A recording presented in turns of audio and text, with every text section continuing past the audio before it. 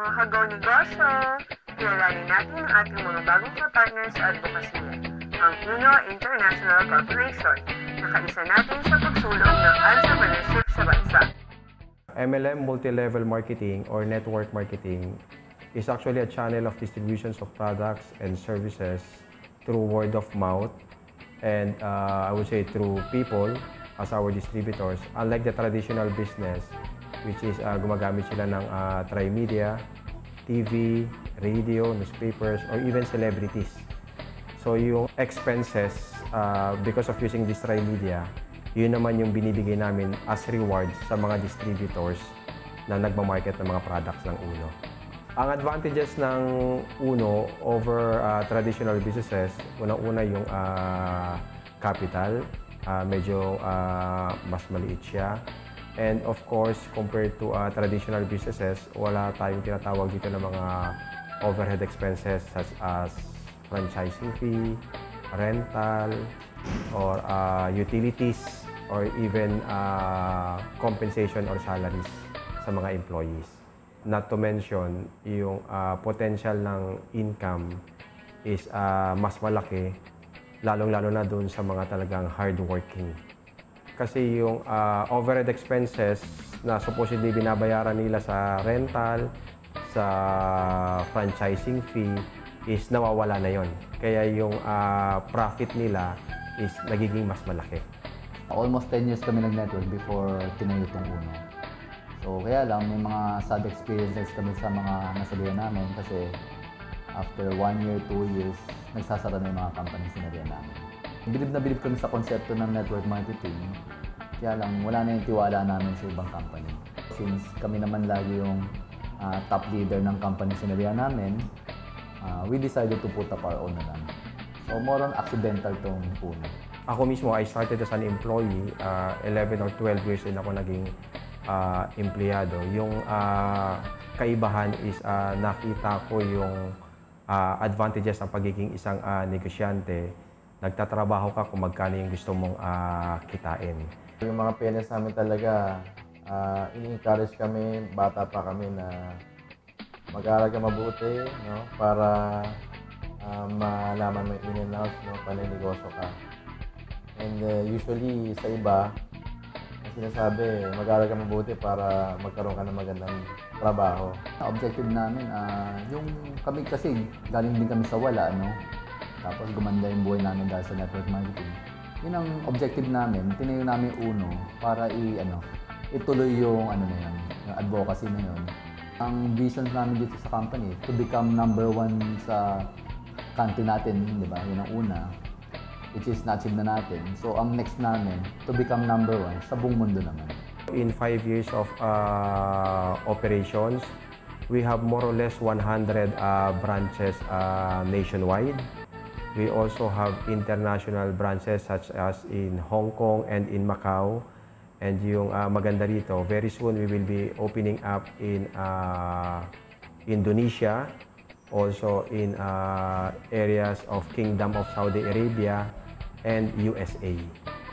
And not to mention, we also have created 500 or more than 500 distributors who are already millionaires on their own. And sa product lines naman, we started 5 years ago with only 3 products. Right now, we have almost 40 products. And parami pa ng parami. May mga challenges sa lahat naman ng businesses, no? So, may tinatawag tayong mga bad eggs sa company o sa marketing, which is yung usually nagmi-misrepresent. Okay, ito na nga yung marketing plan namin, ginagawa nilang mga shortcuts para mas mabilis yung transaction. Pero in a way, nakaka-damage ang company pag may mga nagreklamo. Karamihan sa amin, mga estudyante, no?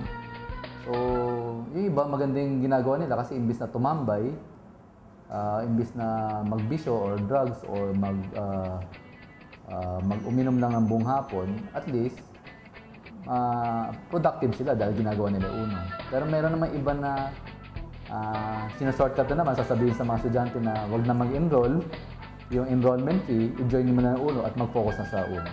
Which is talagang hindi namin pinapayagan yun kasi yung long-term effect nun, magagalit yung mga social community like yung mga parents, religious group kasi hindi namin tinotolerate. Actually, may mga award kami na pag tumaas yung grades mo at kumita ka dito, may mga awards ka matatanggap. Yung future plans namin na syempre, improve lahat from products. Hindi kami titigil hanggat hindi makompleto yung lineup niya na halos lahat ng basic commodities sa bahay magkakaroon kami. Tapos pangalawa, yung mga office natin, syempre palalaki natin lahat yan halos kasi hindi na nga magkasya from head offices hanggang sa mga business centers namin nationwide at worldwide. Tapos, yun nga, yung nakaraan lang, na-certified tayo na ISO certified kasi gusto natin yung company natin, yung management globally standard. Yun.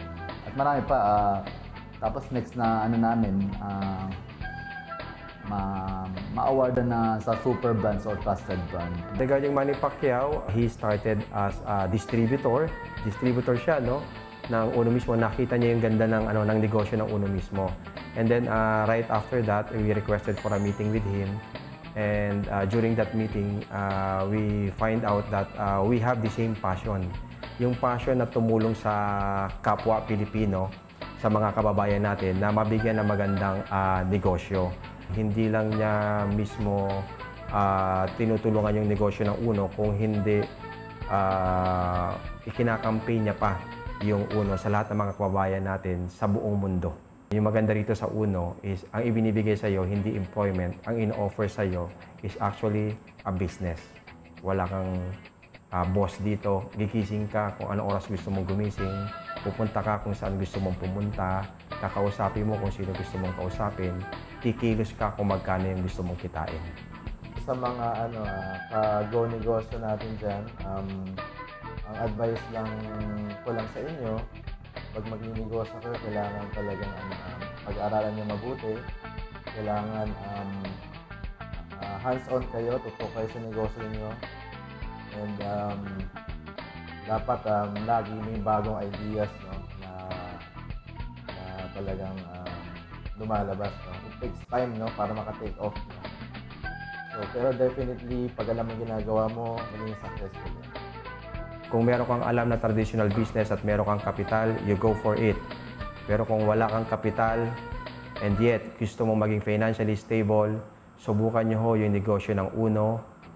Dito sa negosyo na to, ang puhunan mo lang yung sipag, yung tiyaga mo, yung determinasyon mo at yung pangarap mo na maabot yun. Dito sa Uno, lahat ng pangarap mo, walang imposible.